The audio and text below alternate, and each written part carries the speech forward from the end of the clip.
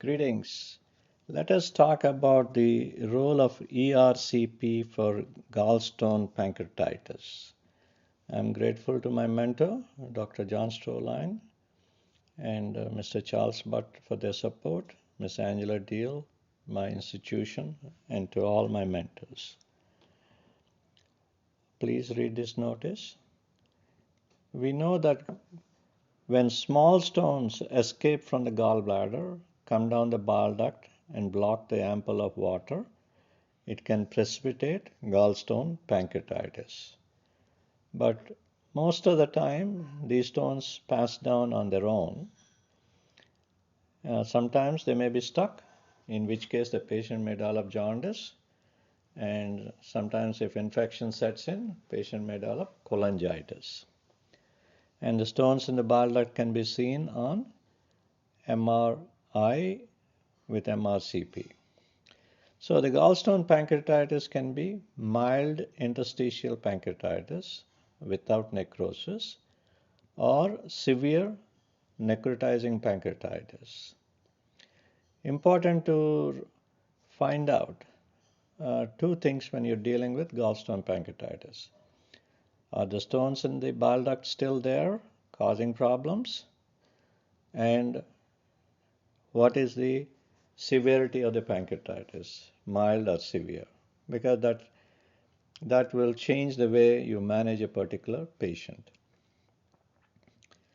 So here is a patient with gallstone pancreatitis, a woman with pain in the epigastric region with radiation to the back and vomitings, elevated amylase and lipase in thousands, and the CT scan also shows inflammation of the pancreas. There is no necrosis and no systemic inflammatory response signs. So this is mild pancreatitis. If the patient also has fever, chills, rigors, and elevated liver enzymes, you consider the diagnosis of cholangitis. If the patient is jaundiced and the bilirubin is high, you know that the stone is still there, blocking the bile duct. And if you are in doubt when you do an MRCP and you see a stone, you know that stone is still there. In these three conditions, cholangitis, jaundice, and stone in the bile duct, you refer that patient to ERCP to clear the bile duct stone with the help of an endoscope. ERCP can precipitate pancreatitis on its own. So you want to prevent pancreatitis when you perform ERCP. Two measures you have to keep in mind. One is IV Ringer lactate to be started, and you can read different protocols that different people use, and then rectal indomethacin to be given just before the procedure.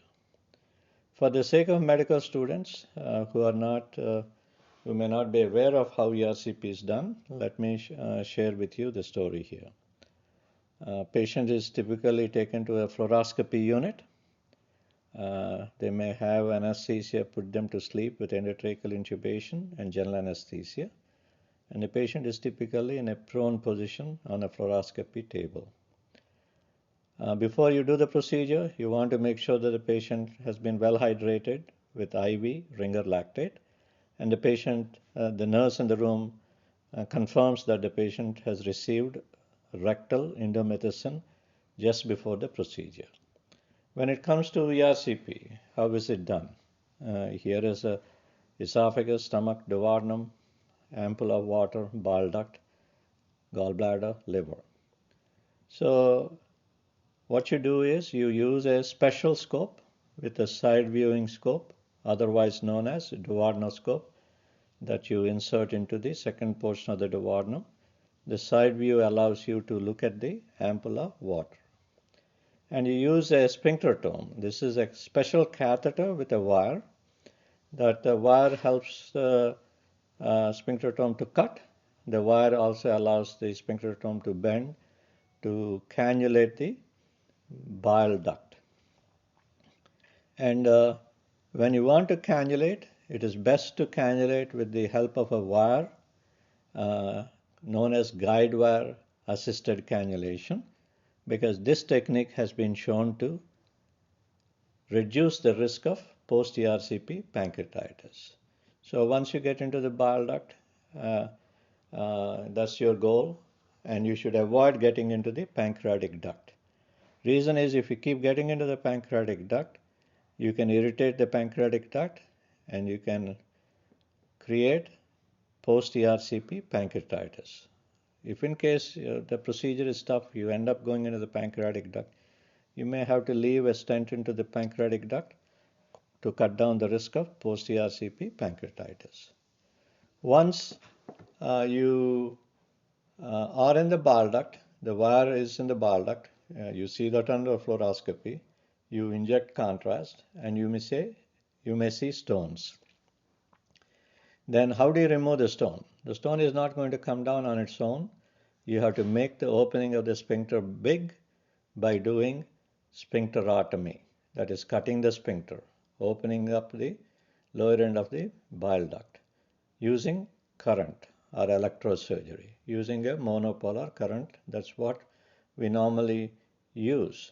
So once you make the bile duct sphincter open, then keep the wire inside, and over the guide wire you pass a balloon catheter to above the stone, and then inflate the balloon, and then do what is called like a chimney sweep, and then pull the stone out of the bile duct.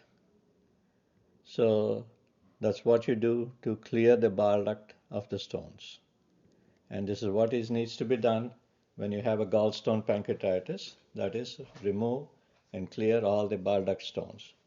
And later, you continue the ringer lactate solution, observe for any post-ERCP pancreatitis, worsening pain, or elevation of amylase and lipase. And that observation is critical for the next 12 hours to 24 hours. And then, if the patient is in a reasonable condition, you should always consider sending the patient for cholecystectomy to remove the gallbladder with the remaining stones. In some patients where cholecystectomy may not be performed because of high risk from comorbid conditions, biliary sphincterotomy and clearing the stones from the bile duct will also be very helpful.